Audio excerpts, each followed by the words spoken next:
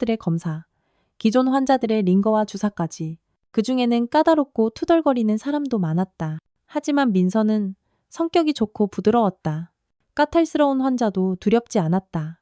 그들을 대하는 방법을 알았으니까 집에서도 그 방법을 써야 했다. 민서는 한숨을 쉬며 마트에 들어갔다. 저녁거리를 샀다. 닭고기, 채소, 나물, 그리고 된장, 우유랑 달걀도 집었다. 장바구니가 묵직했지만 어쩔 수 없었다. 이걸 다 들고 집까지 가야 했다. 민서가 집에 들어서자 시어머니는 이번에도 못마땅한 얼굴로 그녀를 맞았다. 오늘은 왜 이리 늦었어? 어디서 놀다 왔니? 저녁은 누가 차릴 건데? 박 여사가 쏘아붙였다. 지금 차릴게요. 민서는 차분하게 대답했다. 준수방에 잠깐 들렀다 가고요. 지금 차린다고? 그럼 저녁 먹으려면 1시간 반은 좋게 걸리겠네. 박 여사가 다시 투덜거렸다. 어머님, 민서가 단호하게 말했다. 저 이제 막 퇴근했어요. 피곤하고 무거운 짐도 들었고요. 아들 얼굴도 보고 싶어요. 그럼 그 무거운 짐을 누가 날라야 하니? 내가? 난 팔 아픈 거 너도 잘 알잖니? 넌 그저 말대꾸하기 바쁘지. 노부인은 어비셔너 쏘아붙이고는 자기 방으로 휙 들어가 버렸다. 민서는 깊은 한숨을 쉬었다. 부엌에 장봐온 것들을 제자리에 두고 저녁 준비에 필요한 것들을 식탁 위에 꺼내놓았다. 그러고 나서야 옷을 갈아입고 아들 방으로 향했다. 엄마, 아들이 환하게 웃으며 반겼다. 준수야, 우리 아들. 엄마가 얼마나 보고 싶었는데. 민서는 아들을 꼭 껴안았다. 잘 지냈어?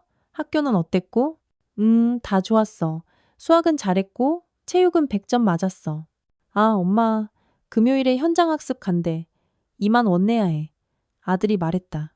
알았어, 우리 아들 장하네. 민서가 대답했다. 돈은 내일 아침에 줄게. 모자는 7분 정도 더 이야기를 나눴고 민서는 부엌으로 돌아왔다. 그녀는 저녁 식사 준비를 시작했다. 그 순간 시어머니 박 여사가 문 뒤에서 조용히 자신을 지켜보고 있다는 사실을 민서는 까맣게 몰랐다. 민서는 20살에 결혼했다. 그때는 약혼자 민준이 세상에서 가장 멋진 사람인 줄로만 알았다. 민준은 민서보다 3살 위였다. 두 사람은 여름 공원 무도회장에서 만났다. 민서는 그날을 어제 일처럼 생생하게 기억했다. 예쁜 꽃무늬 원피스를 입은 자신, 라이브 음악, 여름, 그리고 민준이 먼저 다가와 느린 템포의 춤을 추자고 청했다. 그렇게 두 젊은 남녀는 서로를 알게 되었다. 민서는 시골에서 서울로 올라왔다. 간호 전문학교에 다니며 병원에서 조무사로 일했다. 기숙사에서 살았다. 민서는 부모님에 대한 기억을 떠올리고 싶어 하지 않았다. 친아버지는 얼굴도 몰랐다. 어머니는 그때 누구의 아이를 임신했는지 스스로도 헷갈려 했다. 그리고 종종 시골 구석에 사는 할머니한테 가서 애를 지울 걸 그랬다고 말했다. 하지만 이미 너무 늦어버렸다고. 민서의 어머니는 젊어서부터 술독에 빠져 살았다. 마을에서 평판이 좋을 리 없었다. 손재주는 황금 같았지만 일하기는 싫어했다. 바느질도 잘하고 뜨개질도 잘하고 페인트 칠도 잘했다.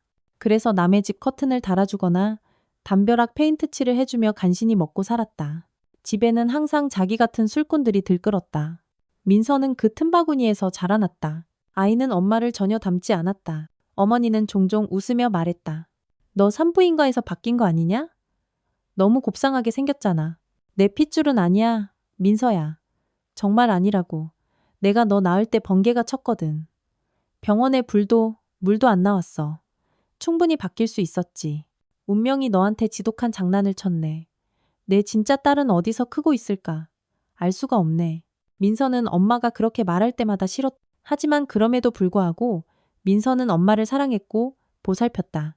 이웃들은 항상 아이를 도우려 애썼다. 누군가는 옷을 주고 누군가는 빵을 구워주었다. 초등학교 3학년 때 민서는 자신의 삶을 의료와 연결짓고 싶다고 깨달았다. 모두에게 의사가 되어 엄마를 고쳐줄 거라고 말했다. 민서의 초등학교 담임이었던 김 선생님은 결벽증이 있고 야심만만한 여자였다.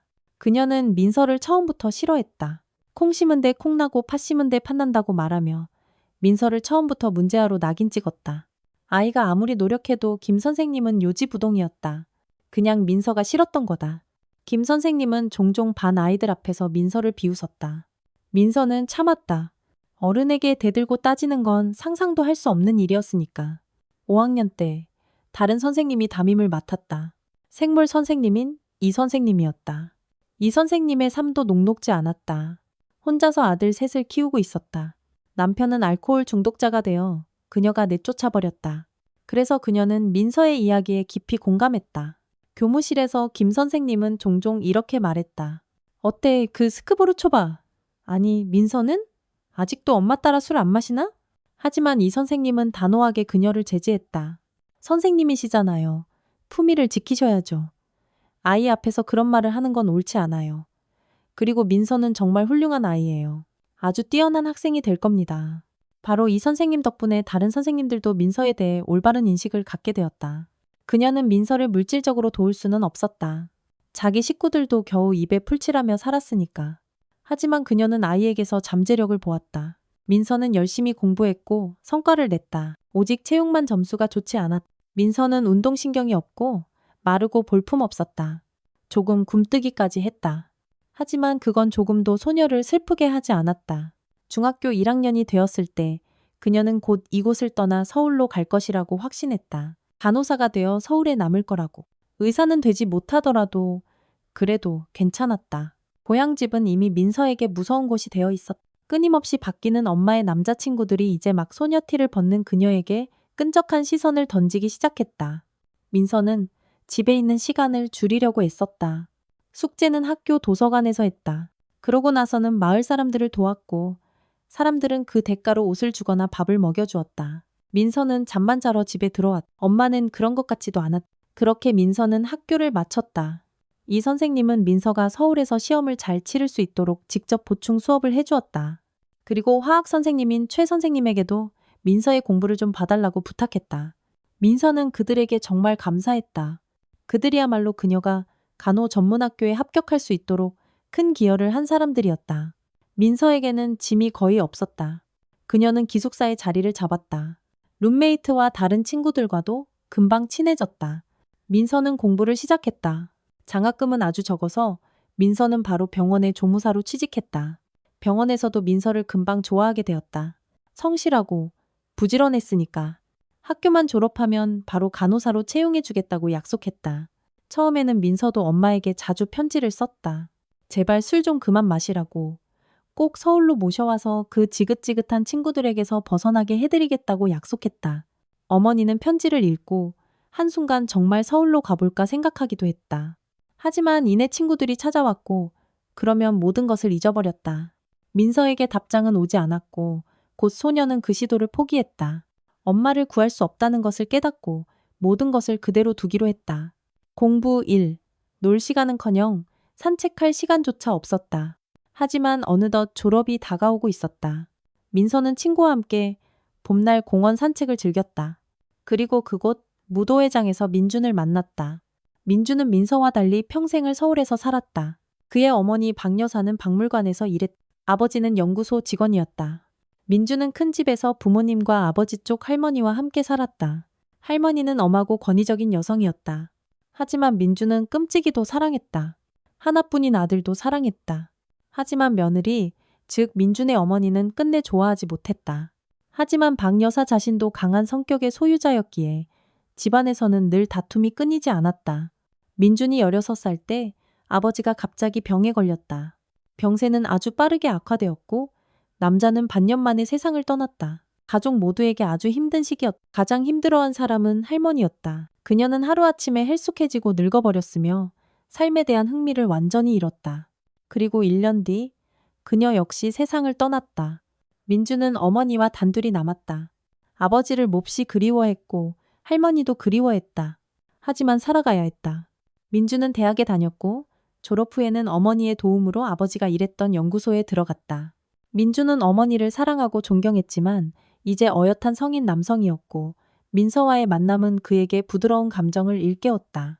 두 젊은이는 데이트를 시작했다. 민서는 민준에게 자신의 인생사를 숨기지 않았다.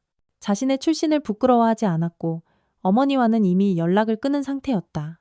몇 달 후 민준은 민서를 집에 초대해 어머니께 소개했다. 민서는 박 여사가 엄한 성격의 여성이라는 것을 알았지만 만남을 앞두고 두려움이나 떨림은 전혀 느끼지 않았다. 그녀는 이미 전문학교를 졸업하고 간호사로 일하고 있었으며 그것을 매우 자랑스럽게 여겼다. 겸손하고 온화했으며 민준에게조차 함부로 몸을 허락하지 않고 결혼식 날까지 순결을 지켰다. 민준은 아버지에게서 물려받은 차로 민서를 데리러 왔다. 함께 그의 집에 도착했다. 민준이 신사적으로 조수석 문을 열어 민서가 내리는 것을 도왔다. 민서는 집을 보고 입을 떡 벌렸다. 2층짜리 벽돌집, 단조로 만든 대문, 커다란 현관과 기둥. 민서는 태어나서 이런 곳은 처음 봤다. 민준이 민서의 팔을 잡고 집 안으로 이끌었다. 넓고 밝은 거실이 커다란 창문으로 쏟아지는 햇살에 가득 차 손님을 맞았다. 민서는 자기도 모르게 미소 지었지만 이내 새처럼 차가운 여성의 목소리가 들렸다. 안녕하세요. 민서는 차렷 자세로 굳었다. 안녕하세요. 소녀는 박 여사를 보며 대답하고 꽃다발을 건넸다. 연인의 어머니는 45세에서 50세 사이에 잘 가꿔진 여성이었다. 날씬하고 젊어 보이는 외모, 단정하게 손질된 머리, 가벼운 화장과 세련된 원피스는 이 여성의 우아함과 품위를 강조했다. 박 여사가 말했다. 고마워요. 하지만 꽃다발은 받았다. 엄마, 인사해. 내 여자친구 민서야. 민서야, 이쪽은 우리 엄마. 박혜숙 여사님이셔. 민준이 말했다. 만나 뵙게 되어 정말 반갑습니다. 민서가 미소 지으며 말했다. 난 아직 그렇게 말은 못하겠네. 여자는 차갑게 대답했다. 하지만 두고 보지 들어와요. 민준과 민서는 집주인을 따라 식당으로 들어갔다. 그곳에는 이미 점심 식사가 차려져 있었다. 하얀 식탁보가 깔린 커다란 식탁이 넓은 식당 중앙에 놓여 있었다. 식탁은 세 사람을 위해 차려져 있었다. 손님들이 자리에 앉아 대화가 시작되었다. 민서 씨는 어디 출신이죠? 무슨 일을 하고? 박 여사가 물었다. 그녀의 얼굴은 돌처럼 굳어 아무런 감정도 드러내지 않았고 민서는 마음이 불편해졌다. 민서는 시골에서 왔고 공부를 마치고 지금은 병원에서 일한다고 말했다. 간호사란 말이군. 박 여사가 길게 말했다. 그럼 부모님은 어떤 분들이시죠? 민서는 민준이 이 부분에 대해 어머니에게 말하지 않았다는 것을 깨달았다. 민준 자신도 그 순간 매우 긴장한 채 앉아 있었다. 아버지는 제가 몰라요. 어머니는 시골에 계속 살고 계세요. 민서가 말했다. 어머니와는 사이가 좋은가? 여자는 계속해서 아픈 곳을 찔렀다. 아니요. 민서가 조용히 대답했다. 그렇다면 뭔가 문제가 있나 보군. 맞춰볼까? 술을 마시나? 박 여사가 말했다. 엄마, 그게 무슨 상관이야? 민준이 끼어들었다. 상관이 크지. 어머니가 아들을 제지했다. 민서 씨, 당신이 지금 어떤 가문에 들어오려는 건지 알고는 있나? 우린 교양 있고 존경받는 집안이야. 사람들은 우리를 알고 우리에 대해 이야기하지. 우리 집에는 많은 가보와 유물이 있어. 그런데 만약 당신이 당신 어머니를 돕고 싶어지면 어떡하지? 제가 훔칠 거라고 생각하세요? 민서가 분개했다. 전 정직한 사람이에요. 네, 저희 어머니는 술을 드세요. 하지만 저는 그렇지 않아요. 저는 엄마를 구하지 못하고 시골을 떠났어요. 하지만 저는 제 힘으로 공부했고 일하고 있어요. 제가 가진 모든 것은 정직한 노동으로 얻은 거예요. 남의 귀한 물건 따위는 거저 줘도 필요 없어요. 어휴, 아가씨. 그건 그냥 큰 소리일 뿐이지. 실제로는 어떨지 누가 알아? 아무튼 상견례는 이걸로 끝난 걸로 하지. 민준아, 손님 배웅해 드려라. 어머니가 명령했다. 민서는 민준을 의문스럽게 쳐다보았다. 엄마, 왜 이래? 이럴 순 없잖아. 하지만 박 여사는 이미 식당을 떠나 2층 자기 방으로 올라가 버렸다. 민서는 더 이상 이 집에 머물고 싶지 않았고 민준은 그녀를 바래다 주었다. 젊은 연인은 계속 만났다. 박 여사는 아들의 일에 간섭하지 않았지만 가끔 민서에 대해 묻기는 했다. 민준은 민서에게 푹 빠져 있었고 결국 어머니는 그의 선택을 받아들여야만 했다. 민준이 민서에게 청혼했기 때문이다. 민서는 두 번째로 그 집에 갔다. 이번에는 박 여사가 좀 더 말이 많았고 조금은 부드러웠다. 그녀는 혼전 계약서 이야기를 꺼냈다. 엄마, 이게 무슨 소리야? 민준이 분개했다. 혹시 모르잖아. 박 여사가 대답했다. 민서 씨 동의하나? 민서는 어깨를 으쓱했다. 어머님께서 원하신다면 전 상관없어요. 남의 것은 필요 없으니까요. 결혼식은 조촐하게 치렀다. 비록 돈은 있었지만 박 여사는 그게 더 낫다고 판단했다. 민서는 반대하지 않았다. 초대할 사람도 없었다. 전문학교 시절부터 친구였던 수진이 한 명뿐이었다. 하지만 민서는 화려한 파티를 원하지 않았다. 그녀에게는 사랑하는 사람의 아내가 되는 것이 중요했다. 민준 씨, 우리 분가에서 사는 건 어때?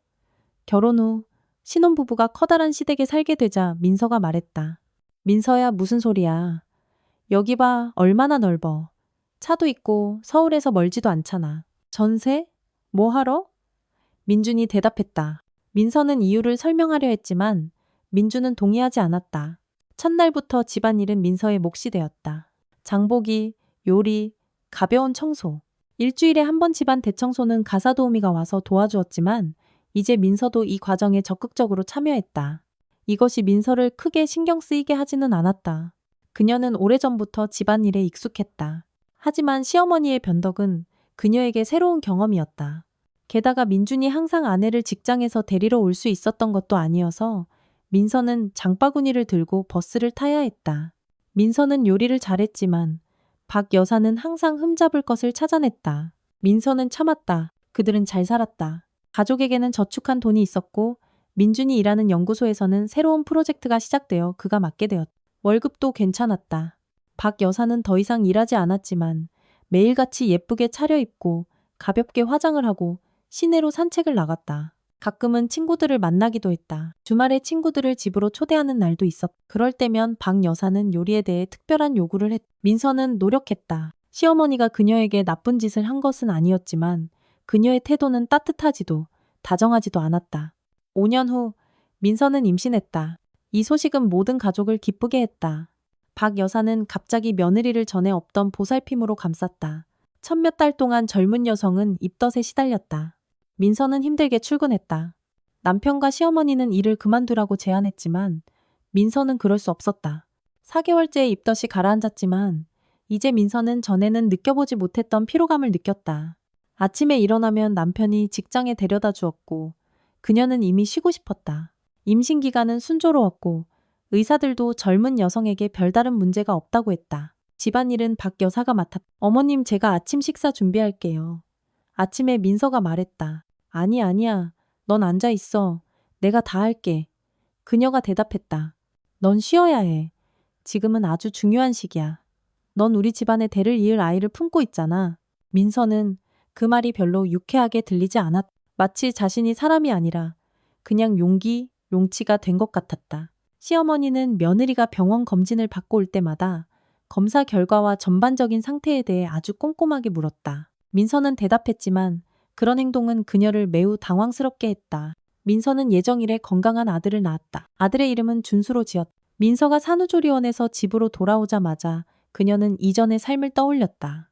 잊혔던 박 여사가 다시 돌아온 것이다.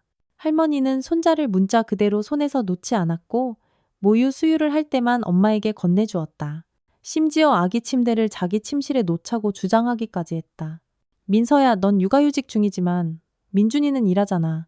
밤새 잠 못 자게 할 순 없지. 내가 밤에 널 깨워서 준수 젖먹이라고 할게. 노부인이 말했다. 안 돼요. 민서가 반대했다. 말도 안 돼요.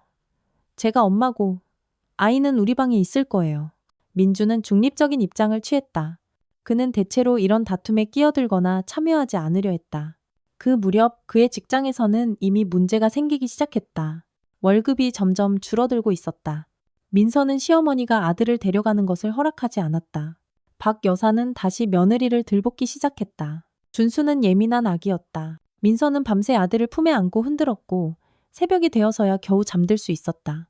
하지만 아침 6시가 되면 시어머니는 어김없이 며느리를 깨웠다. 참 좋은 아내 납셨네. 잠이나 자고 남편 출근하는 건 배웅도 안 하고. 민서야, 아침 차릴 시간이다. 민서가 아무리 사정을 설명해도 박 여사는 이렇게 대답했다. 내가 도와주겠다고 제안했지만 네가 거절했으니 네 할 일은 해야지. 민서는 더 이상 다툴 힘이 없었다. 소용없다는 것을 알았지만 시어머니는 이전보다 더 심하게 날뛰었다. 민서야, 시내에 가서 장 좀 봐와야겠다. 네가 다녀오렴. 나는 준수랑 같이 있을게. 시어머니가 명령했다. 하지만 왜 지금요? 저녁에 민준 씨랑 같이 다녀와도 되잖아요. 그럼 버스 타고 가야 하는데요. 시간이 너무 오래 걸리잖아. 민서가 반박했다. 지금 필요하니까. 내 팔 아픈 거 알지? 그리고 민준이는 회사에서 피곤하잖아. 그리고 왜 저녁까지 기다려? 좋은 아내는 남편 오기 전에 저녁 다 차려놔야지. 박 여사가 대답했다.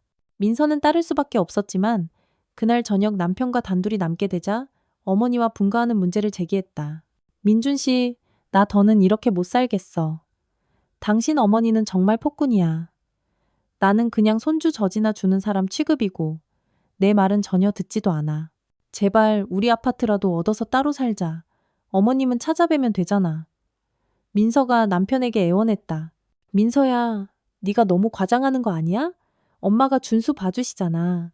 네가 장 보러 간 동안 도와줬고 너 혼자서는 어떻게 하려고? 애 데리고 장 보러 다니게? 그리고 말이야 민서야. 연구소 사정이 정말 안 좋아. 월급이 또 삭감됐어. 우리 지금 거의 엄마 돈으로 살고 있는 거야. 민준이 대답했다. 그게 무슨 소리야? 민서는 침대에 주저앉았다. 더 이상 버틸 힘이 없었다. 연구소의 상황은 정말로 암담했다. 갈 수 있는 사람들은 이미 다 떠났다. 많은 이들이 장사로 뛰어들었고 어떤 이들은 가족 전체가 보따리상이 되었다. 민주는 장사치가 되는 것은 자신의 격에 맞지 않는다고 생각하며 매달 나오지도 않는 푼돈을 받으며 남아 있었다.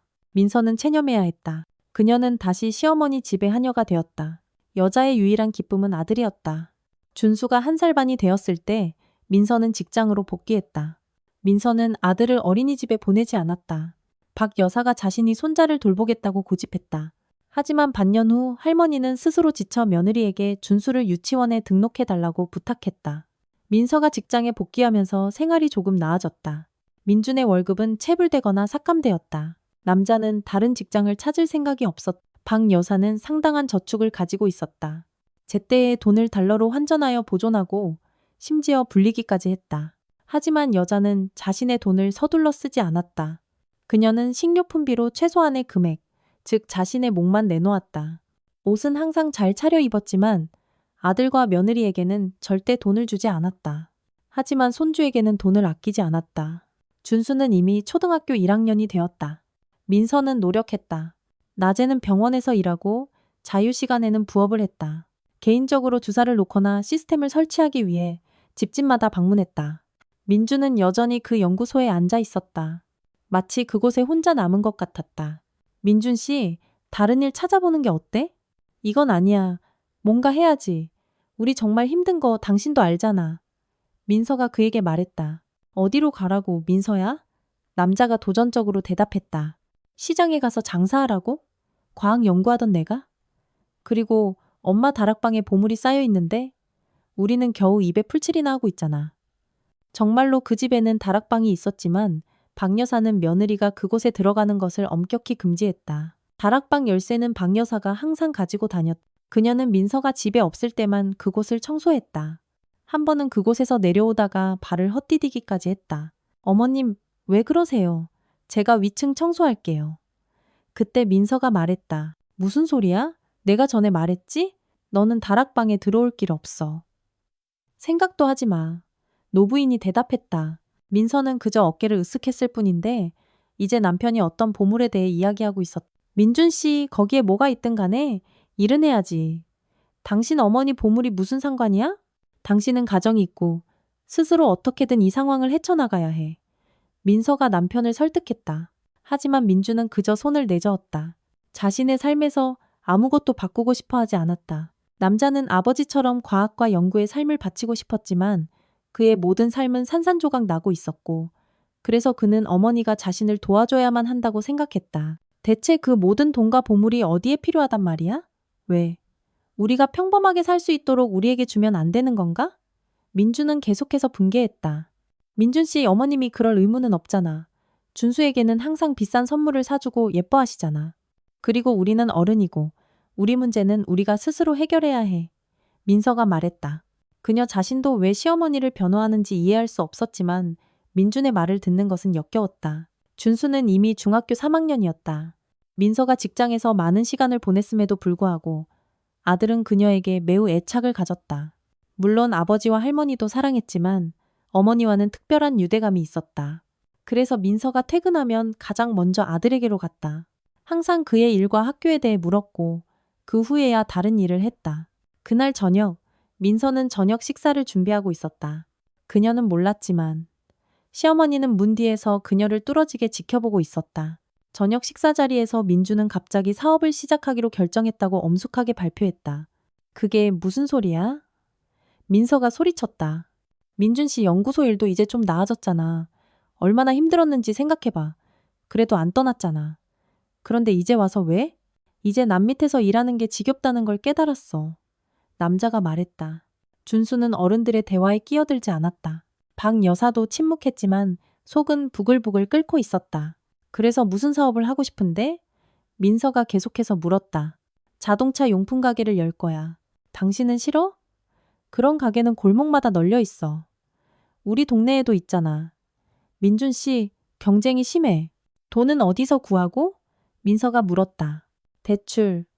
민서야, 요즘 다들 그렇게 살아. 사업이든 휴가든 큰돈 쓸 일 있으면 다 대출받아. 민준이 대답했다. 민준 씨, 안 돼. 그건 빚이야. 나중에 이자까지 쳐서 갚아야 하잖아. 아내가 말했다. 나도 다 계획이 있어. 민서야. 수익 내서 갚으면 돼. 게다가 도움을 받아서 낮은 이자로 대출받았어. 민준이 만족스럽게 말했다. 그럼 이미 돈을 빌렸다는 소리야? 민서가 확인했다. 물론이지. 이미 가게 자리도 알아봤고 첫 물건도 주문했어. 할 일이 많아. 처음에는 내가 직접 계산도 하고 창고 정리도 해야 하니까 당신들 도움이 필요해. 민준이 너스레를 떨었다. 민서는 깊은 한숨을 쉬었다. 남편에게 하고 싶은 말이 많았지만 식탁에는 온 가족이 앉아 있었고 소란을 피우고 싶지 않았다. 이른 아침부터 늦은 저녁까지 민주는 가게에 매달렸다. 처음에는 상품 배송이 지연되는 문제에 부딪혔다. 그러다 하루 종일 시간이 모자라다는 것을 깨달았다. 그는 민서에게 도와달라고 부탁하려 했다. 민준 씨, 당신은 대출금 갚아야 하는데 아직 수익도 없잖아. 지금 우리 집에서 돈 버는 사람은 나 하나뿐이야. 여자가 말했다. 민주는 민서의 말이 맞다는 것을 알았지만 초조했다. 한 달이 지났다. 가게는 문을 열었지만 손님은 몰려들지 않았다. 첫 대출 상환일이 다가왔다. 민서는 정확한 금액을 몰랐다. 남편이 말해주지 않았다. 하지만 민주는 갚을 돈이 없다는 것을 깨닫고 어머니에게 갔다. 그는 울며 어머니 발치에 매달렸다. 넌 대체 누굴 닮아서 그 모양이니? 민준아? 이건 무책임한 짓이야. 어머니는 그에게 소리쳤지만 돈은 주었다. 민주는 말 그대로 가게에서 살았. 집안의 긴장감은 고조되었다. 이제 시어머니는 민서가 일 때문에 집안일을 제때 못하는 것뿐만 아니라 남편을 돕지 않는다고까지 타박했다. 대체 또 뭐가 불만이세요, 어머님? 저는 일하고 병원 끝나고 부업까지 해요. 집에 오면 피곤해서 쓰러질 지경이에요. 그런데도 어머님께 부정적인 말만 듣네요. 어느 날 민서가 시어머니에게 쏘아붙였다. 내가 너한테 좋은 말을 해줄 이유가 뭐니? 다들 이래, 민서야. 그게 무슨 영웅적인 행동이라고. 그리고 집안일은 정말 제대로 못하잖아. 남편도 내팽개쳐두고 그이가 와서 혼자 밥 먹잖아. 시어머니가 대답했다. 당연하죠. 그 사람은 밤 12시에 들어오고 저는 아침 6시에 일어나서 출근해야 하는데요. 몸이 2개라도 모자랄 판에 저도 쓰러질 지경이에요. 그리고 전 간호사예요. 사람들한테 주사 놓고 실수하면 안 된단 말이에요. 민서가 반박했다. 넌 그냥 하기 싫은 거야. 남편 곁에 있고 싶지 않은 거지. 그게 다야. 그 말을 남기고 시어머니는 자기 방으로 들어가 버렸다. 민서는 거실 소파에 주저앉았다. 피곤해서 울음조차 나오지 않았다. 곧 준수가 그녀에게 다가왔다. 엄마 슬퍼하지 마. 그가 조용히 말했다. 엄마는 착해. 세상에서 제일 좋은 엄마야. 진짜. 그냥 할머니가 좀 그러셔. 사랑해 엄마. 아들이 어머니를 껴안았다. 민서의 마음이 따뜻해졌다. 바로 이것 때문에 그녀는 살고 있었다. 준수는 영어에 흥미를 보였고 좋은 성적을 내기까지 했다. 그래서 민서는 아들을 위해 학교에서 하는 보충 수업비를 내주었다. 그 사실을 박 여사도 알게 되었다. 민서야, 왜 나한테 말 안 했니? 준수도 입을 다물고. 손주한테 좋은 어학원 보내줄 수도 있는데. 시어머니가 며느리를 나무랐다. 그냥 부담드리기 싫었어요. 학교 수업료 정도는 제가 충분히 낼 수 있어요. 준수 선생님이 아주 훌륭하시거든요. 민서가 대답했다. 선생님이 훌륭한 건 좋지만 어학원에서는 원어민하고 공부하잖아. 그게 얼마나 좋은 경험인데. 민서야, 네가 그렇게 생각 없이 행동하면 안 되지. 아들 재능을 썩히면 안 돼. 내가 반년치 학원비 내줄게. 준수한테는 내가 직접 말할게. 박 여사가 의기양양하게 말했다. 민서는 다시 진흙탕에 빠진 기분이었다. 준수는 어학원에 다니게 되어 매우 기뻐했다. 그는 이미 번역가가 되는 꿈을 꾸고 있었다. 손주에게 학원비를 내준 박 여사는 마치 안정을 되찾은 듯했고 집안에는 평화가 찾아왔다. 하지만 그것도 잠시였다. 민주는 여전히 잠만 자러 집에 들어왔다. 주말에도 가족과 함께하지 않았다. 박 여사는 며느리를 들볶았다. 민주는 피곤했고 신경질적이고 날카로웠다. 어느 날 저녁 민서는 참다 못해 남편에게 모든 것을 털어놓았다. 민준 씨, 나도 직장에서 피곤해. 시내를 돌아다니며 환자들도 돌봐. 집안일도 내 몫이고 당신 어머니 변덕도 감당해야 해. 아들 문제에도 신경 못 쓰잖아. 그런데 나한테 화풀이 하지는 마. 나도 강철이 아니야. 민주는 당황했다. 그는 아내를 어떤 체념한 듯한 눈으로 쳐다보며 말했다. 이제 숨길 것도 없어, 민서야. 민서는 얼어붙었다. 그게 무슨 뜻이야? 나 다 잃었어. 실패했어. 남자가 말했다. 민서는 남편 옆 침대에 앉았다. 민주는 계속했다. 원하던 수익을 내지 못했어. 대출금은 갚아야 하고 임대료도 내야 하고 물건은 쌓여 있는데 감당이 안 돼. 그리고 어쨌든 안 됐어. 어우, 그래서 이제 어떻게 해? 민서가 조용히 물었다. 은행에서 대출받은 게 아니야. 그 사람들은 기다려주지 않아. 가게는 뺏길 거고 돈도 계속 갚아야 해. 그가 대답했다. 민서는 한숨을 쉬었다. 남편에게 잔소리하거나 스캔들을 일으키거나 히스테리를 부리지 않았다.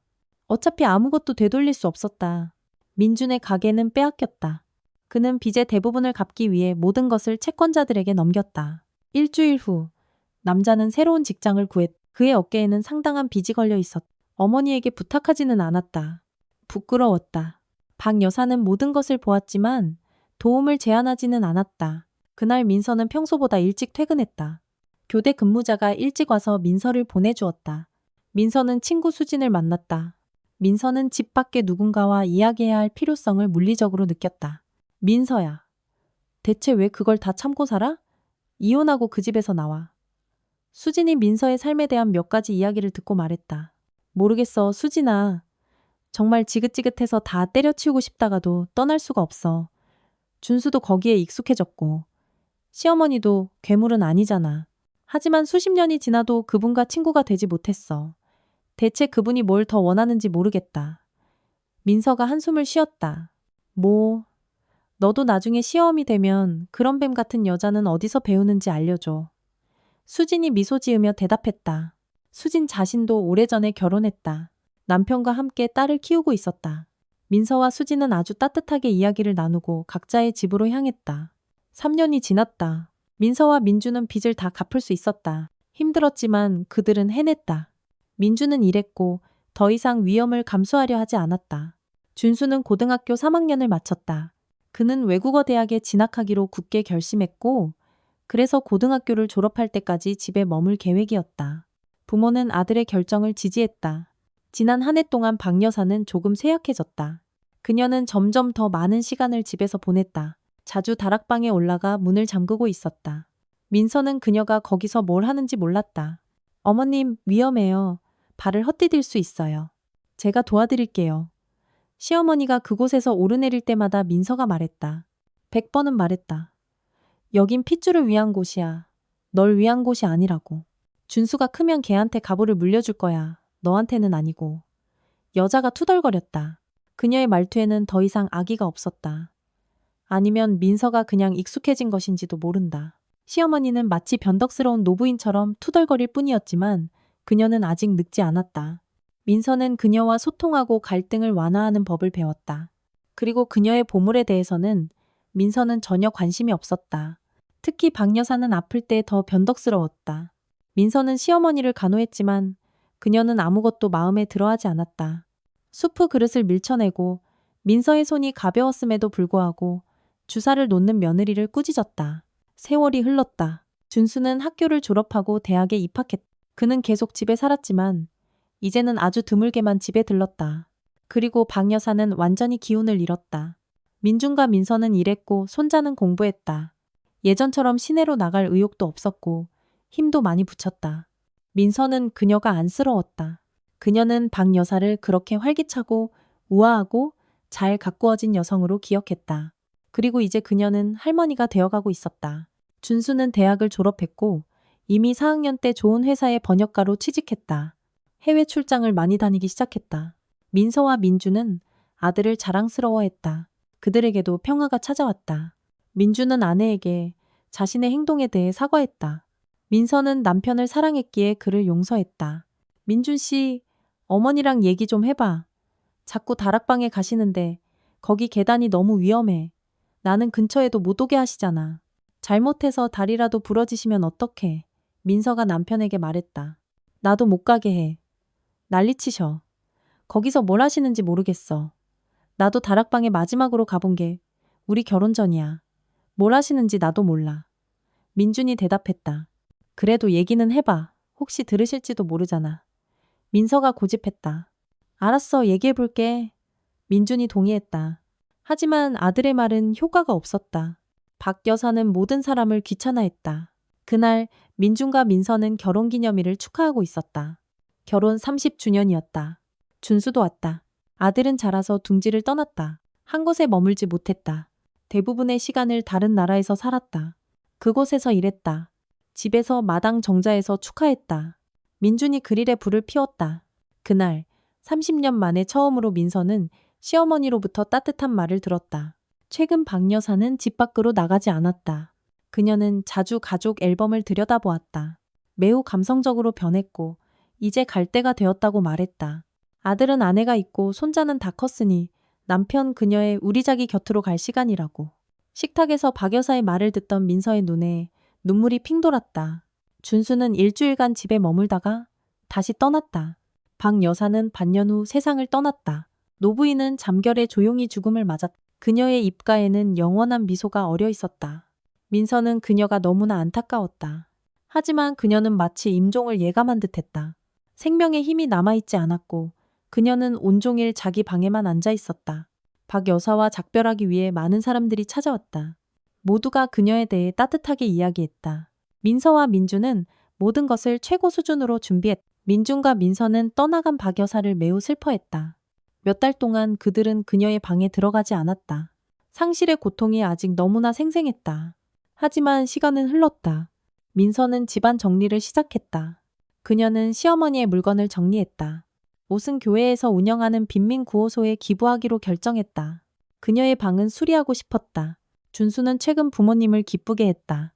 그에게 사랑하는 여자가 생겼고 함께 살고 있으며 곧 결혼할 것이라고 했다. 그는 이를 위해 직장을 바꾸고 고향 집으로 돌아와 살기로 결정했다. 민서는 기뻤다. 전통이 이어질 것이라고 생각하며 신혼부부를 위한 방을 준비하기 시작했다.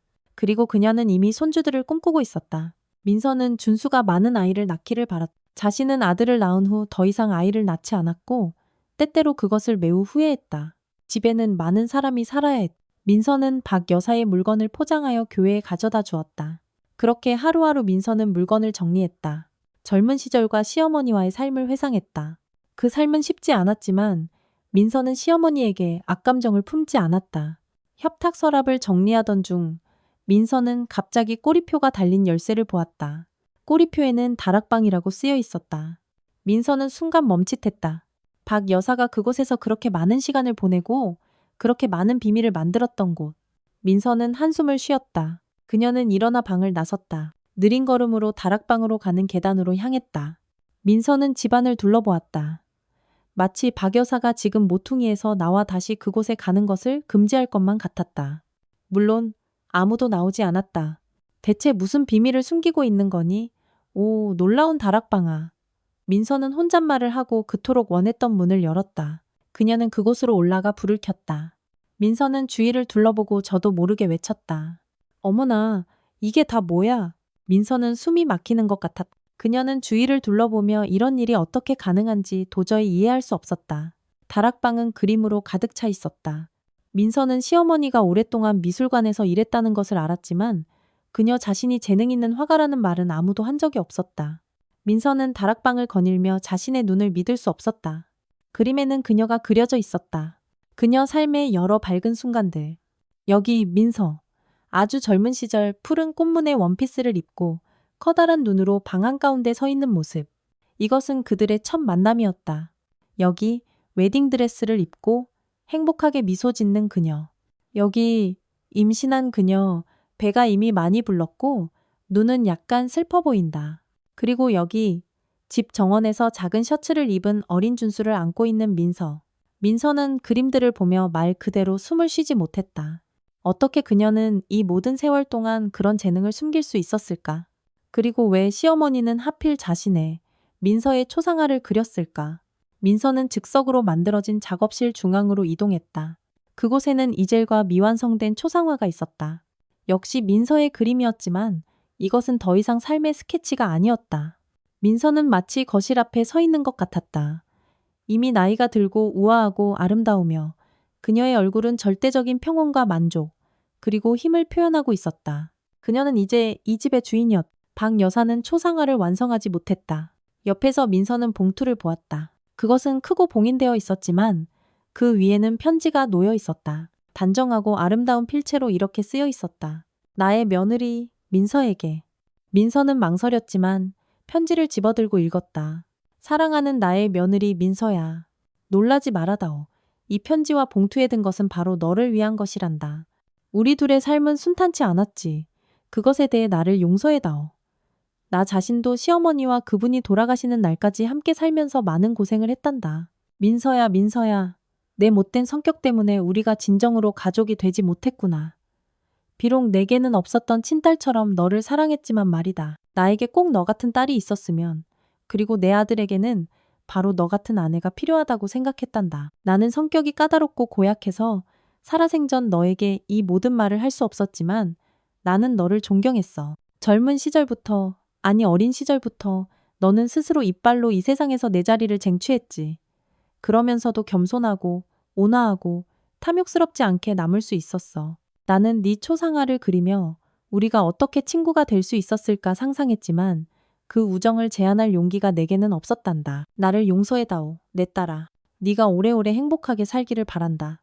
내 집과 네가 여기서 찾은 모든 그림을 민준이가 아닌 너에게 물려주마. 사실 나는 그 사건 이후 네가 떠나지 않은 것에 놀랐어. 너는 떠날 수도 있었고 살아남았을 것이고 성공해서 준수도 잘 키웠을 거야. 너는 존경과 찬사를 받을 만한 진정한 한국 여인이다. 봉투에는 내 유언장이 들어있단다. 공식적인 것이고 내가 가진 모든 것을 민준이가 아닌 너에게 물려주니 네가 이 모든 것을 처리해야 한다. 민서야, 네가 느끼지 못했을지 모르지만 나는 너를 사랑했단다. 다시 한번 용서하고 이 모든 재산을 받아주렴. 눈물이 민서의 눈에 고였다. 그녀는 편지를 다시 읽었고 그 후 유언장이 든 봉투를 열었다. 민서는 갑자기 너무나 쓸쓸하고 슬퍼졌다. 그날 저녁 민주는 그림들을 팔자고 제안했다.